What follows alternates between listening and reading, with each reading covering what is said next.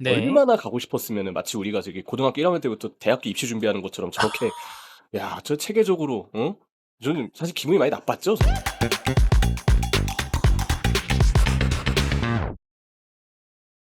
자, 여러분, 토마스 프랭크 감독 오피셜이 떴습니다. 뭐 사실상 오피셜이나 다름이 없었기 때문에 뭐 기다리기만 하는 그런 상황이었고, 토마스 프랭크 브랜트포드에서 정말 좋은 모습을 보여줬었던 신인 감독이 포스테코글루 감독이 떠난 그 토트넘의 감독 자리를 차지하게 됐고요. 2028년까지 3년 계약을 완료했다고 합니다. 1군 수석 코치 이 저스틴 코크레인을 비롯해서 사단이 모두 다 합류를 했는데, 이 저스틴 코크레인을 마지막에 설득하는 부분에서 시간이 약간 걸렸던 것 같아요. 저스틴 코크레인을 좀 찾아보니까 토트넘 유소년 코치로 이미 함께 일한 바가 토트넘과는 있었고, 브랜트포드로 넘어간 다음에 3년간 함께 했다고 합니다.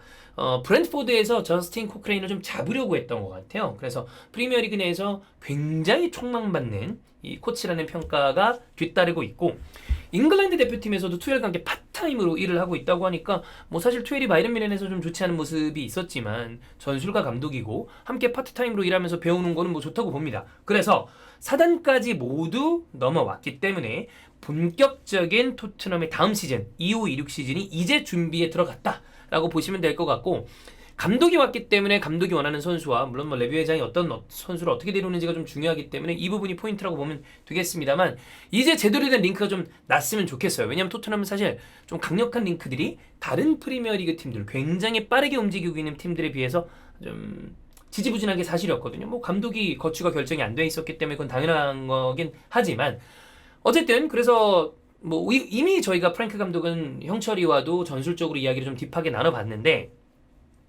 기대점과 우려점을 좀 나눠서 설명을 다시 한번 간략하게 드려보면, 기대점, 토마스 프랭크의 프리미어리그에서 이미 검증된 역량을 토트넘에서 볼 수 있을 것이다.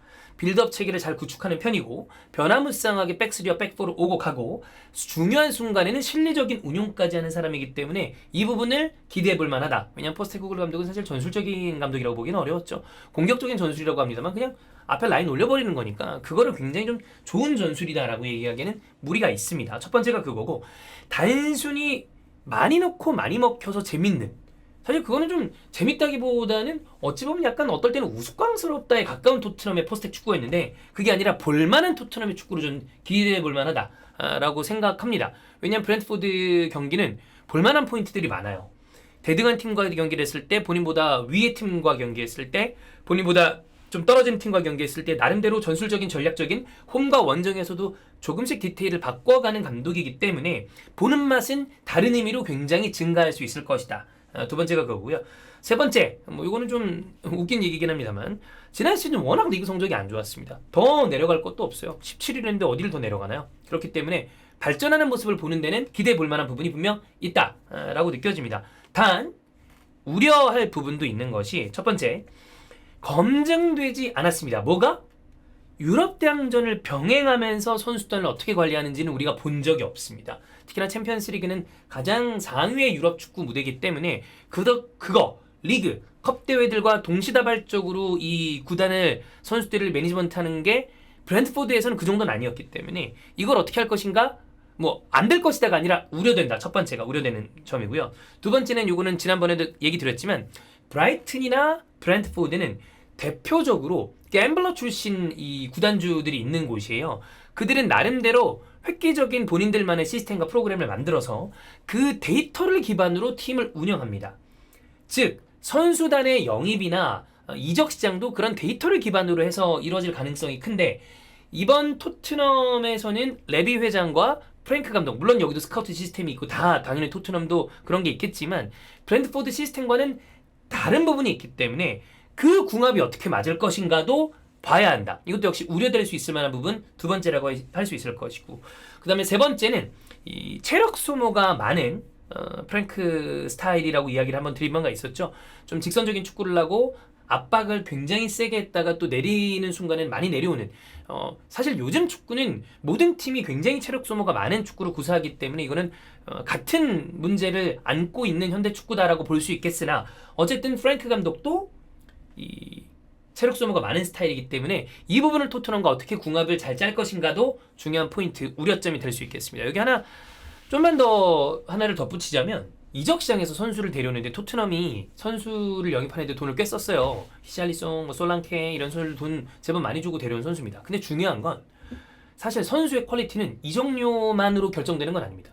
이적료는 이 선수의 나이, 계약 기간, 기존 구단과의 관계, 이 선수가 어느 팀으로 가고 싶은가 이런 것들이 어우러져서 본인의 실력과 다른 이적료가 책정되는 경우들이 왕왕 있습니다. 대표적인 예가 안토니죠. 팔지 않으려고 하는 선수를 꾸역꾸역 맨유가 데려오려다 보니까 이적료가 퍽퍽퍽 올라갔잖아요. 근데 이 선수의 진짜 실력을 가늠할 수 있는 부분 중에 하나는 물론 이적료도 거기에 포함이 되겠습니다. 몸값이라는 거기 때문에. 근데 진짜 이 선수의 실력과 그리고 성적과 연관되는 부분은 연봉입니다. 고주급자는 물론 그것도 아닌 경우도 있습니다만 보통 본인 개인이 수령하는 돈이기 때문에 내 퍼포먼스와 실력을 기반으로 주급을 요구합니다. 그래서 고주급자가 많은 팀들이 좋은 성적을 내야 되는 건 당연한 일이에요. 주급의 총합보다 많이 떨어지는 성적을 내는 팀은 진짜 문제 있는 팀이라고 보면 되겠습니다. 그게 이번 시즌 토트넘과 맨유였고요. 근데 무슨 얘기 드리려고 그러냐면 토트넘은 생각보다 고주급자가 없어요. 우리가 얘기하는 우승권 클럽의 고주급자들은 30만, 40만 파운드씩입니다. 그런 선수들, 즉 시장에서 높은 평가를 받는 선수라는 건 이적료뿐만이 아니라 높은 주급을 줘도 문제가 없는 선수라는 것을 뜻하는 건데 토트넘이 데려왔던 선수들 중에서 이적료가 높이 형성된 선수는 있으나 진짜 우리가 고주급을 줄 만한 선수가 많이 있는가라고 하면 별로 많지 않습니다. 그렇기 때문에 이런 부분은 레비가 프랭크 감독과 토트넘을 어떠한 목표점을 두고 구단을 운영하는지가 중요한데 유럽 대항전 이상을 목표로 하고 리그 우승까지는 아니더라도 챔피언스리그 티켓을 꼭 따내야 되는 상황이다라고 생각한다면 이제는 주급 체계를 조금 더 바꿔낼 필요가 있고 물론 구단을 흑자를 남기면서 잘 운영하는 거는 레비의 몫이지만 축구적으로 운영하는 부분에 대해서는 그걸 꼭 간과하면 안 된다라는 이야기를 하나 덧붙이고 싶었습니다. 자, 프랭크 감독 오피셜 말고 또 하나 재밌는 게 있습니다. 바로 아놀드인데 여러분 아마 보셨을 거예요. 사실 이번 여름 이적 시장에서 가장 큰 건 중에 하나였죠. 아놀드가 FA로 레알 마드리드로 가는 건데 등번호 12번 받았고요. 트렌트라고 써 있더라고요. 6년 계약. 참 레알 마드리드랑 그 입단 사진 찍을 때 보면 그 많고 많은 트로피 중에 챔피언스리그 트로피 비교만 쫙 깔아놓은 거 보면 리그 타이틀은 있지도 않아. 그런 거 보면 레알 마드리드의 역사가 얼마나 어마어마한지를 알 수가 있는데 어쨌든 이 입단식 인터뷰가 조금 놀랍습니다. 뭐냐면 저 약간 놀랐어요. 스페인어 왜 이렇게 잘해? 유창한 스페인어로 스크립트 보지도 않고 인터뷰하는 거 보고 좀 놀랐고 인터뷰 내용 중에 이런 부분이 있었거든요. 자, 방금 말씀드렸던 것처럼 스페인어 인터뷰하는 거는 아마 제가 봤을 때 리버풀 팬들 입장에서 좀 뜨악하셨을 것 같아요. 스페인어 언제 공부한 거야? 졸라 현재 예전부터 공부했나? 이런 생각이 드는 순간 더 약간 배신감이 들 것이고 거기다가 얘기한 거 중에 레알 마드리드가 챔피언스리그 3연패 1516, 1617, 1718 각각 아틀레티코 마드리드, 유벤투스 3연패 달성하는 모습을 보면서 자랐다는 내용을 얘기를 했는데 방금 제가 마지막에 1718 시즌 레알 마드리드 챔피언스리그 3연패의 마지막 그 승리는 리버풀전입니다. 거기 아놀드가 뛰었어요. 그러니까 그때 유소년이 아니었어요. 선발로 뛰었어요. 근데 이 얘기를 하는 거는 아니 얘기를 안 하는 게 맞지 않나? 그래서 아마 리버풀 팬들 보면 약간 이런 이야기를 하고 이곳에 있는 게 막 꿈과 같다 막 이런 얘기를 하는 것도 뭐 제라드가 꿈이다 막 물론 사실 여기 오는 게 너무나 꿈이었다 이런 얘기 상투적으로 당연히 할 수 있죠. 뭐 별 얘기라고 대부분의 선수들이 그런 얘기를 하니까. 근데 그 전에 리버풀에 대한 어떤 충정과 제라드에 대한 꿈 이런 걸 얘기를 해놨던 그게 나의 꿈이다라는 걸 얘기했던 게 너무 많다 보니까 가자마자 이런 얘기하는 게 당연히 리버풀 팬들 입장에서는 좀 달갑지 않을 것이고 포지션과 관련해서도 중요한 건 레알에서 뛰는 거야. 그러면서 진짜 레알 마드리드에서 뛰는 걸 정말 많이 염원했던 것 같아요. 그래서 사실 이 선수가 수비적으로 완전 나쁜 선수는 아닙니다만 하자가 있는 건 사실이니 그런 부분에 대해서 알론소 감독이 좀 잘 배치를 해줘야 되지 않을까. 안 그러면 또 문제가 생길 수 있기 때문에. 그리고 스페인어 인터뷰와 챔피언스리그 3연패 그 얘기는 조금 좀 이런 느낌인데 자, 형철이와 전화 연결 한번 해보겠습니다. 자, 형철이랑 전화 연결해 보도록 하겠습니다. 여보세요? 네, 여보세요. 안녕하십니까? 네, 안녕하십니까? 네. 비리 좁히셨 떴나요? 네. 피리치, 피리치. 아직 안 떴어요. 아직 안 떴어요? 예, 아직 안 그거만 떴습니다. 기다리고 있는데. 아니, 그 문을 열어놨거든요. 환기시키려고. 네네네. 근데 비리치 오피셜 들어와라, 들어와라는데 날파리가 한 마리 들어와가지고. 아하. 뭐 괜히 이상한 이슈를 만드는 바람에, 지금 좀 예. 기분이 좀 그렇습니다. 예. 일단 그 날파리라고 얘기한 게 혹시 그 레알 마드리드의 12번 선수 얘기하는 거 맞나요? 네, 맞습니다. 맞습니다. 그 토렌트 네. 이렇게 등에 단 것 같던데. 맞아요. 네. 네, 전 사실 뭐 네. 이미 뭐 팀을 떠났기 때문에 리버풀 입장에서는 아유, 뭐 다 신경 쓸 이유는 없긴 하지만 그럼요. 예, 예. 저도 그 음, 이딴 식의 두 가지는 조금 하는 게 있었는데 음, 하나는 너무나도 유창한 스페인어 실력. 그쵸. 그리고 또 하나는 그 레알 마드리드 챔피언스 리그 3연패의 어떤 그것들을 보면서 자기가 성장했다. 음흠. 그중에 마지막 1718 시즌은 본인이 선발로 뛰었던 리버풀전이었던 걸로 기억을 하는데 그쵸, 그쵸, 그래서 그쵸. 예, 이거를 좀 듣고 그 형철이가 기분이 어땠나 그걸 좀 음. 궁금해하는 분들이 많을 것 같아서 전화를 드렸습니다. 사실 이제 뭐 그 인터뷰를 봤을 때 들었던 첫 번째 생각은 저는 영상도 봤거든요. 예. 뭐 저는 사실 스페인어를 할 줄 모르지만 네. 우리 어쨌든 외국 선수를 인터뷰하는 거를 보고 뭐 듣고 하다 보면은 이 사람이 언어가 좀 유창하다. 이 사람이 뭐 조금 어눌하다. 뭐 이런 게 좀 들리잖아요. 나오죠. 야, 저는 근데 사실 그거 그냥 블라인드 테스트처럼 영상 이렇게 눈으로 딱 막 눈 감고 소리만 들으라 그러면 저는 그 스페인 레알 송골 뉴스가 그냥 그 레알 뉴스 출신들이 있잖아요. 그런 선수들이 예예예. 인터뷰를 한 거라고 해도 믿을 것 같아요.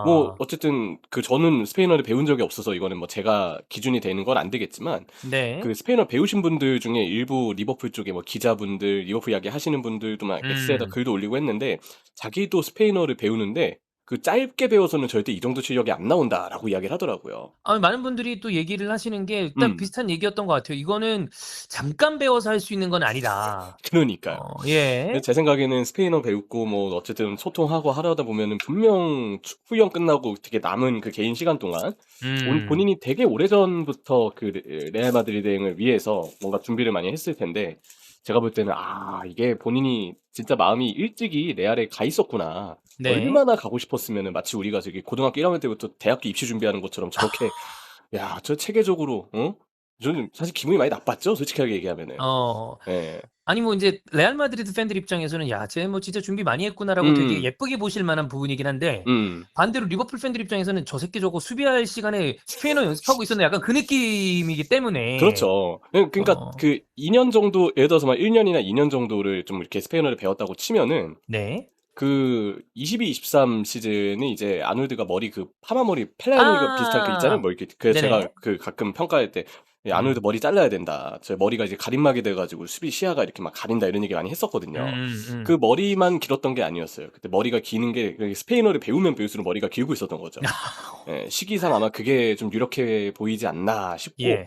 뭐 그리고 이제 저는 그게 아놀드가 자기의 자아와 여전히 좀 싸우고 있다라고 느꼈는데 아하. 그 인터뷰를 보면은 오래전부터 꿈꿔왔던 팀은 레알 마드리드다라고 이야기를 그죠. 하다가 근데 본인이 갑자기 뭔가 좀 찔렸는지 여기서 오래전이라는 건 뭐 몇 주 전을 얘기하는 것이다. 굳이 음. 구차하게 아하. 말을 좀 덧붙였거든요. 근데 네네네. 솔직하게 얘기하면은 뭐 제가 이제 이제 다른 팀 선수이기 때문에 저도 사실 이제 객관적으로 바라봐야 되는 시선이 또 있고 그래서 막 그쵸. 너무 많은 얘기를 하고 싶지 않아요. 근데 솔직하게 얘기해서 너무 어어어. 구차하잖아요, 말을 그렇게 하면은. 하나만 쪼금 약간 예. 네. 뭔가 좀 이렇게 좀 뭔가 좀 이렇게 뭐랄까 자신감이 있어 보이지가 않죠. 그냥 어차피 새로운 팀 음. 갔으면 그냥 당당하게 "나 오래전부터 가고 싶었다." 솔직하게 그냥 얘기하면 되지. 뭘 음음음. 굳이 또 뭐 자기 이미지 신경 쓴다고 뭐 그렇게 구차하게 변명을 그렇게 추가하는지. 개인적으로는 그냥 그러지 말고 그냥 "각자 갈 길 가자." 그런 음. 이야기를 좀 하고 싶습니다 저는. 예. 그건 어때요? 그 3 연패를 보고 자랐다. 그건 진짜 할 말이 그건 진짜 화가 많이 나는 얘기죠 사실. 저도 만약에 아스날 선수가 어디 딴 데 가서 그 얘기했으면 예. 만약에 그때 뭐 유스였으면 음. 모르겠는데 본인이 선발로 뛴 경기가 포함이 되어 있는데 저도 그러니까요. 그거는 좀 '에?' 하다 약간 반대로 레알 마드리드 팬들도 '야 얘 이 정도야?' 이런 생각이 좀 음. 들 법하지 않나. 그쵸. 그냥 저는 딱 음. 보면서 일단 제가 만약에 클롭 감독님이 만약에 연락처가 있었다. 네. 그럼 인터뷰가 나온과 동시에 클롭 감독에게 문자를 보냈을 겁니다. 아 "감독님 보셨습니까? 네네. 다음부턴 얘 옹호하면 안 됩니다." 약간 이런 느낌으로 아. 한번 감독님한테 문자를 하지 않았을까 싶고 솔직히 이거는 좀 화가 많이 나죠. 왜냐면 그 경기에 대해서는 본인이 그 어쨌든 팀 소속 상대팀 소속으로 레알 상대팀 소속으로 본인이 준우승이 엄청 아픈 기억이 있고 마음이 좀 쓰라린 게 있었으면은 네. 거기서 그런 이야기가 나오진 않았을 거라고 생각을 하거든요. 그냥 뭐 레알 마드리드는 뭐 위대한 클럽이다. 뭐 역사가 대단하다. 뭐 이 정도 얘기했어도 되는데 그 3연패에 대한 이야기가 본인이 포함되어 있다라고 생각을 망각한 건지. 그렇죠. 그래서 저는 사실 그 이미 아놀드는 저는 팬들에게 좀 흔히 이야기하는 정말 뭐 오원이나 리버풀의 몇몇 배신자들 있지 않습니까? 저는 그런 선수들처럼 느껴야 된다, 생각해야 된다라고 저는 일찍이 좀 얘기를 하고 싶었던 사람이었어요. 근데 이번 이 인터뷰와 여러 가지 일들을 계기로 더 자신 있게 제가 이런 이야기를 주장을 펼 수 있을 거라 생각을 해서 네. 저는 이제 현지 팬들의 마음도 이 인터뷰를 보면은 많이 돌아서야 한다. 네, 클롭 감독조차도 얘는 좀 하면서 이제 혀를 좀 차면서 더 이상 아놀드에 대해 신경을 쓰면 안 된다. 네. 네, 우리는 이제 욕할 자격이 더 주어졌다. 뭐 이런 얘기를 좀 일단 저는 하고 싶습니다. 그렇습니다. 뭐 거기 가서 잘하는 거랑 별개로 리버풀 팬들에게는 어쨌든 좀 큰 데미지를 좀 주고 간 선수라 그렇죠. 이제는 네. 남은 어떤 여러 가지 것들을 네. 깨끗하게 잊게 되지 않을까라는 생각이 좀 많이 듭니다. 그렇죠. 그래서 지금 비리치 아직 안 떴죠, 오피셜. 자, 좋습니다. 예, 네, 예, 그게 예. 제일 중요합니다. 비르츠 제일 중요하고 뭐 예. 켈케스 중요하고 하니까 뭐 네. 저희는 저희 갈 길대로 가고 그냥 각자 갈 길 가는 게 제일 좋은 것 같습니다. 네. 알겠습니다. 네, 화를 많이 사기시는 것 같은데, 네. 어쨌든 네. 아놀드에 대한 걸 잊고 이제 비르치에 집중하시죠. 그래야죠. 무조건 그래야죠. 팬들도 네. 너무 감정 상해하지 않았으면 좋겠습니다. 네. 네, 알겠습니다. 감사합니다. 네, 감사합니다.